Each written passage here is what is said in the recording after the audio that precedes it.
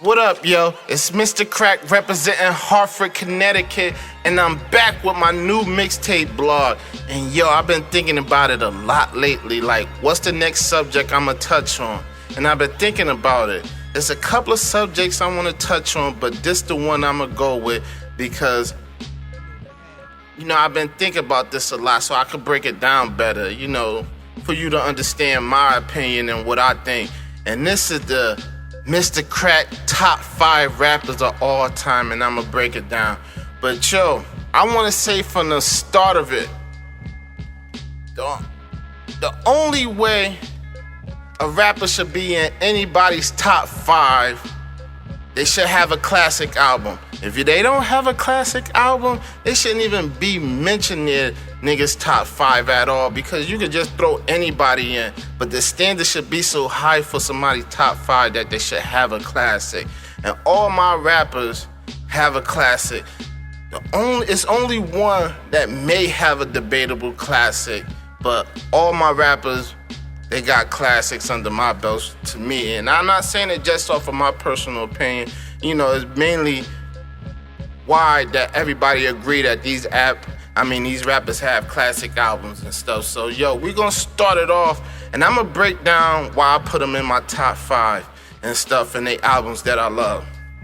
Now, number 5 in my top 5 is Nas, and I thought about this the longest. I really didn't want to put him in. Now, I believe that AZ is a better lyricist than Nas. The only thing that holds AZ back is the fact that he doesn't have a classic album and he got a lot of mediocre albums. So, you know, you gotta have a high standard for top 5 rappers. And I got Nas. Not to say that Nas is not nice and stuff. He gets busy and he's creative. That's what I think that people don't understand these days, that artists should be creative. They should have songs that nobody else, subjects they never touched on. You know, explore new realms. I don't want a rapper making the same type of music or songs every last album. I just don't want to hear it. You know, I like different albums for different things and stuff. So I'ma say my favorite Nas album, It Was Written. Y'all already know how I feel about Illmatic and stuff, but to me, Nas' classic album is It Was Written and Stillmatic. Those are my 2 favorite albums by Nas. And he got other, you know, other albums that's good. He got songs that's creative.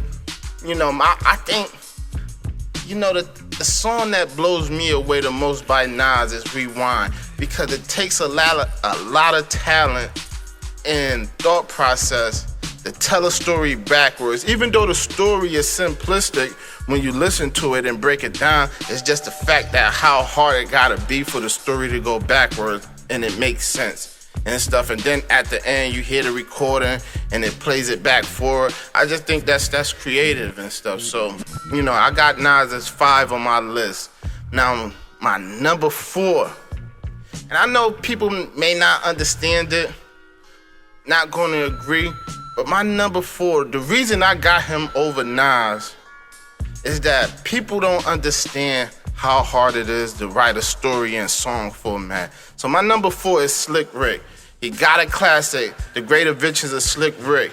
And I love all Slick Rick albums. I'm not gonna say all of them are hot, but I don't think he got a whack album and stuff. You know, given the fact that he went to jail and had to deal with that, so he wasn't able to put out albums the way he's supposed to and stuff. But with his 4 albums, at least The Great Adventures is a classic and stuff. I like Behind Bars. He got tracks on there that I like. I like The Art of Storytelling. Yeah. I forgot the name of the track on that album that I think is crazy. It's a sex song and stuff, but and then what's the next? The Ruler's Back. I love that album, even given that the fact that some beats sound a little, they is funny, but I don't know, I just like it. I mean, that's just my opinion. I rock with The Ruler's Back and stuff. But the reason why I got Slick Rick number 4, because it's hard to tell a story and make sure that it's vivid for you to understand. People think that you could tell a story and you could understand it and comprehend like it's easy to write a story. No, the hardest part of writing a story in a song is making it rhyme while fitting the rhyme within the storyline. And it's not easy. And the reason that I know it, because I used to write stories and songs, and it's real hard to come up with a rhyme. And even the rhyme that goes with the word, it may not fit the story. So you really have to sit there and think. And it's not an easy process to write a story. I think that's the hardest part of rapping, given that, coming up with similes and punchlines and metaphors and wordplay, all that type of stuff. I think storytelling is the hardest. And when you have other rappers that tell stories, like to me, I never put Ghostface as one of the top storytellers, because every time I listen to one of his stories, I end up getting lost. I don't know where the fuck the person at or what he's saying, and it just doesn't, it's just all over the place to me and stuff, so, I don't think it's easy to tell stories. So that's why I got Slick Rick number 4. Now my third favorite rapper is b.i.g. And I've been thinking about it a lot lately. Like either moving him down or taking him off my top 5. And the only reason why, as I get older and I start to understand lyrics a little more, given the fact that he got 2 albums, when I went back as I got older and listened to Ready to Die is not a lyrical album at all and stuff. It's just great songs and stuff when you sit there and listen to the lyrics and stuff. It's not like he's really lyrical on there. He just a great songwriter, placed in the same category as a Tupac, where they could write great songs. There's a difference between being a lyricist and being a songwriter, as far as that's concerned. Like, people don't understand the difference a lot of times, and as the culture progresses, you can understand it when you incorporate wordplay, lyricism, and triple entendres, similes, metaphors. When you incorporate all that, now you start to understand. So when you listen to Ready to Die, it's just great songs, and that's a classic album. I think, to me, Ready to Die is b.i.g.'s best album. It's a classic. Now, Life After Death album, to me, I don't know, I give it 4 mics and stuff. The reason why I give it 4 mics, I used to think it's a classic, but it's just too many commercial tracks on there for me to tolerate, man. After a while, it just gets tiring when you're listening to the flow of the album. Like, I really don't care for I Love the Dough. I could tolerate More Money, More Problems. Then you got the Little Kim track, and it's just too many of them that mess up the flow of the album as you go along and stuff. I think like 2 commercial tracks would have been good enough, but they was obviously trying to sell an album. But on Life After Death, that's where b.i.g.'s lyricism steps in, and you can hear it and stuff. You can see him progress into a lyricist as a rapper. So I got him in my top 3. I'm still debating on it, but I got him top 3.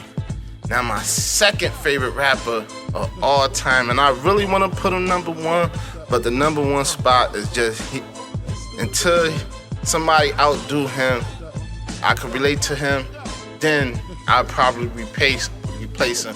But I got Ghostface as number 2 on my top 5 list.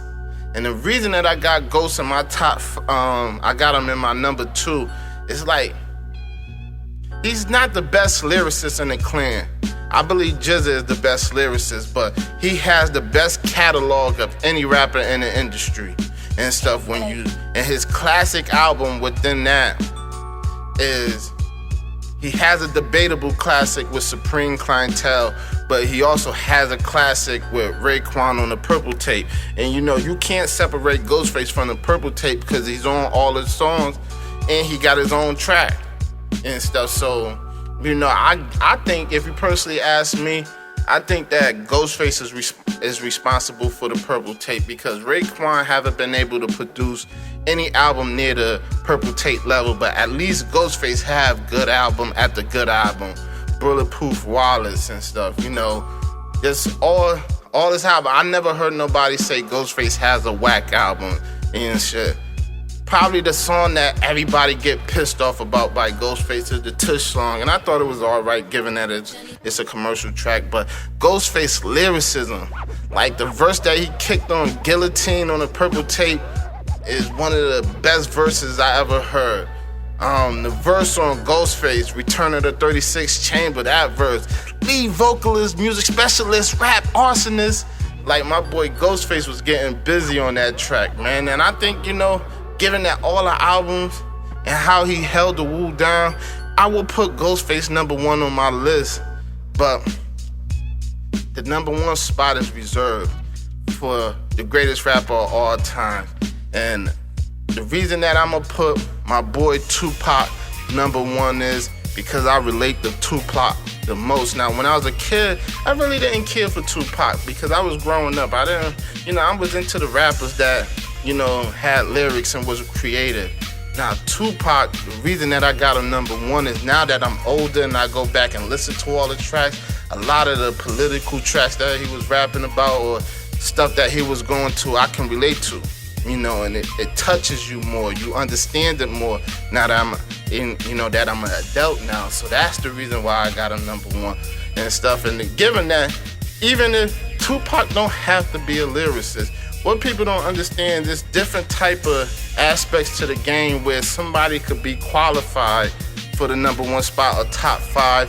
They don't have to be lyrical. You got some rappers that lyrical and be rapping a bunch of bullshit. Nobody don't give a fuck about that shit. It sounds good, but it don't touches you and shit. But if you got a person that can touch you, and it's not like Tupac is whack as a rapper. It ain't like he's saying a bunch of garbage. He touches you. His classic album to me is really Machiavelli. I really don't care for All Eyes on Me. There's tracks on there that I fuck with, but I really don't care for that album too much. His second best album to me is Me Against the World, but there's certain tracks I could do without and stuff. And the reason that I love Tupac's career as a rapper because it shows the growth of an artist over time and stuff as they learn how to make songs. His first album is weak. I really don't care for Tupac-less album. I don't even listen to it. The second album, Strictly for My Niggas, got a couple of tracks, probably like 3-4 tracks tops that I mess with.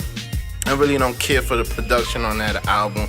But where Pac really come into as an artist full swing is Me Against the World, where he grows with the production and his subject matters even more so. I just love Pac, man. I just relate to him. My favorite songs is Life Go On, White Man's World, Lord Knows. I don't know, maybe Lord Knows is my favorite Tupac track, man. That track is just crazy, man. So, that's my top 5 rappers of all time. So, in the comment section, let me know what you think, or hit me on Instagram, Facebook, and let me know what you think, man. It's Mr. Crack and I'm out. 1.